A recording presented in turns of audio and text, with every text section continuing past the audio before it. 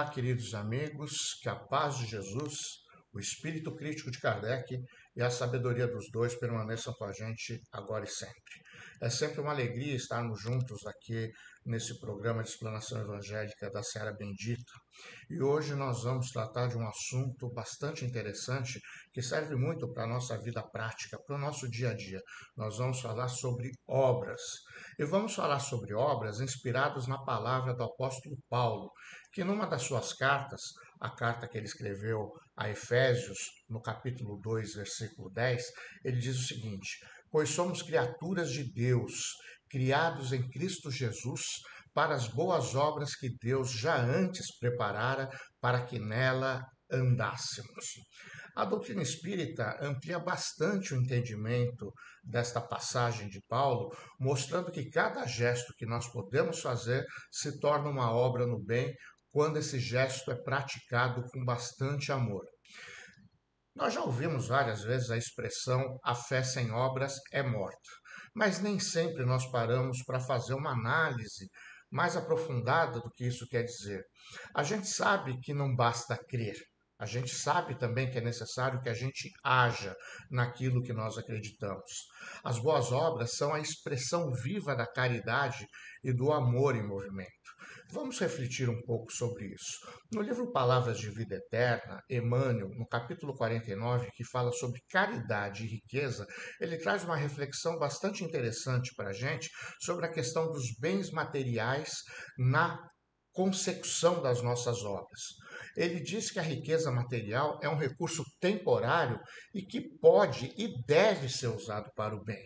Ele abre aspas para Emmanuel: a caridade ilumina a riqueza quando ela é colocada a serviço do próximo. Eu vou repetir.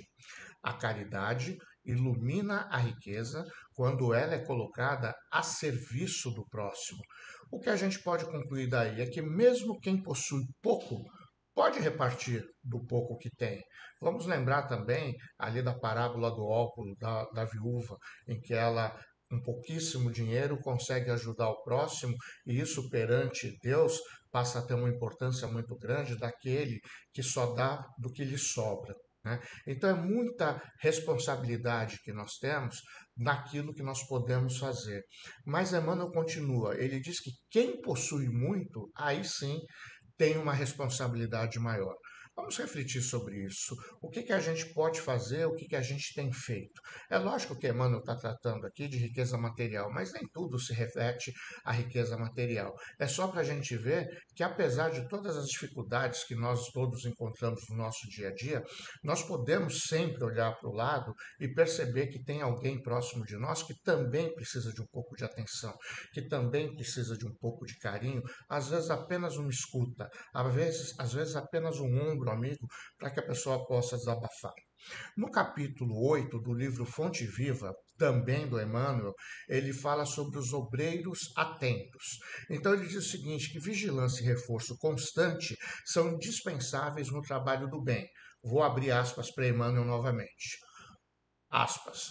O trabalho no bem exige atenção constante para nós não nos distrairmos do nosso verdadeiro propósito. Propósito. Propósito é aquilo que nós nascemos para fazer, aquilo que nós dedicamos a nossa vida para fazer. Então, Emmanuel lembra que a gente precisa estar vigilante o tempo inteiro para que a gente não se afaste dos nossos propósitos. E ele diz mais, ele diz que nas tarefas diárias, essas tarefas que a gente faz no dia a dia, na hora que a gente está trabalhando, estamos em família, seja lá onde for, que nós podemos ser obreiros atentos na família, no trabalho, na comunidade. Ou seja, nos nossos pequenos atos, nos nossos cumprimentos, na atenção que a gente dá aos próximos, nós podemos nos ater cada vez mais a dar um pouco daquilo que nós temos, daquilo que nós somos, para que a outra pessoa se sinta reconfortada, se sinta mais tranquila. No livro Cirurgia Moral, Lancelin, no capítulo 11, que diz que tem sob tema tudo o que faças, diz para a gente que qualquer ação pode ser uma obra de amor se feita com intenção sincera. Olha só, intenção sincera. Nada da gente fazer barganha. Ah, eu vou fazer tal coisa, porque sei lá, né? Depois, quando eu desencarnar, isso vai ser levado em consideração. Isso é irrelevante. A gente precisa tomar atitudes de forma sincera para que a gente possa olhar para o próximo como Jesus pediu, olhar para o próximo como a nós mesmos. Vou abrir aspas para Lancelin nesse capítulo, quando ele diz o seguinte: tudo o que fizerdes, fazei como para o Senhor e não para os homens. Cuidar de alguém, ouvir com paciência, ajudar sem esperar retorno, tudo isso são obras muito valiosas. E é lógico que a gente faz uma conexão direta com a vida de Jesus, que foi e continua sendo o maior exemplo de obras no bem que nós temos à disposição aqui no nosso planeta. Ele andou fazendo bem e nos convidava a seguir seus passos o tempo inteiro. As obras são sempre sementes lançadas no solo do coração que florescem em paz e que dá muita alegria para a gente.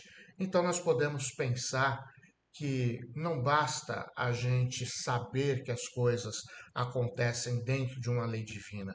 É necessário que nós façamos, cada um de nós, as nossas partes, para que a gente olhe para as coisas e faça, não, eu preciso fazer tal coisa, não basta eu acreditar nisso, eu preciso ir além. Nós podemos reconhecer que cada momento da nossa vida é uma oportunidade que vai passar e que ela pode ser usada para realizar boas obras. E elas não precisam ser obras fantásticas, faraônicas, são obras de atenção, como eu já disse, são obras de dedicar a nossa vida ao nosso próximo, dar atenção a ele, explicar para ele que a vida pode ser muito boa. O Espírito da Verdade, fazendo uma correlação com o lema da Igreja Católica, que dizia que fora da Igreja Católica não há salvação. O Espírito da Verdade, no livro Evangelho segundo o Espiritismo, ele parafraseia essa frase, dizendo que fora da caridade não há salvação. Não há nenhum demérito aqui aos nossos irmãos católicos, mas é apenas para que nós espíritas reflitamos o seguinte: nós viemos aqui para quê? Nós existimos para quê? Na prática, e muito provavelmente, Deus nos criou para que nós nos amássemos, para que nós pudéssemos viver aquilo que Ele é, amor. E se a caridade é a maior expressão do amor em movimento, a gente pode concluir que apenas fora dela que a gente não tem salvação. Então vamos seguir sempre refletindo, sempre botando em prática os nossos ensinamentos, botando em prática os nossos entendimentos, dizendo para as pessoas, mostrando para as pessoas que nós somos seres preocupados com os outros seres. Sigamos sempre com muita coragem, sigamos sempre com muita confiança, certos de que toda obra nos aproxima diretamente a Deus. E que a paz desse Deus de infinito amor permaneça conosco agora e sempre.